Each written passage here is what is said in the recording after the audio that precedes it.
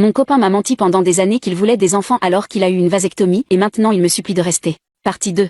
Quand je suis rentrée à la maison, je lui ai parlé de mes résultats et qu'il devrait peut-être se faire tester lui aussi. Il est devenu nerveux et a essayé de trouver des excuses pour ne pas y aller, disant qu'il était occupé, qu'il avait peur des médecins ou que nous devrions simplement continuer à essayer pendant encore quelques années. Je suis devenue très méfiante parce qu'il n'a jamais eu peur des médecins et il est même un peu peureux au sujet de sa santé. Bref, après avoir questionné son comportement bizarre et insisté pour obtenir des réponses, il a fini par avouer qu'il avait subi une vasectomie il y a 4 ans. J'étais abasourdie. Avant d'essayer d'avoir des enfants, nous parlions souvent de l'avenir et de notre famille hypothétique. Il m'a alors dit qu'il avait décidé de ne plus avoir d'enfants il y a quelque temps, mais qu'il ne m'avait jamais dit parce qu'il pensait que si je le savais, je le quitterais probablement, ce qu'il ne voulait pas. Je lui ai demandé pourquoi il ne m'avait rien dit alors que nous essayions d'avoir des enfants, sachant à quel point j'étais déprimée à cause de mes problèmes, et il a répondu qu'il espérait que lorsque je verrais que je ne tombais pas enceinte, j'abandonnerais l'idée et que nous pourrions simplement continuer la relation telle qu'elle était. Nous avons eu une énorme dispute, j'étais très en colère, je me sentais trahie, manipulée. Je lui ai dit qu'il m'avait fait perdre mon temps et que maintenant je devrais recommencer avec quelqu'un d'autre. Nous étions tous les deux en train de pleurer et de crier, il m'a supplié de rester et a proposé de faire une réversion de sa vasectomie et de vraiment essayer d'avoir un bébé, mais j'ai rompu avec lui.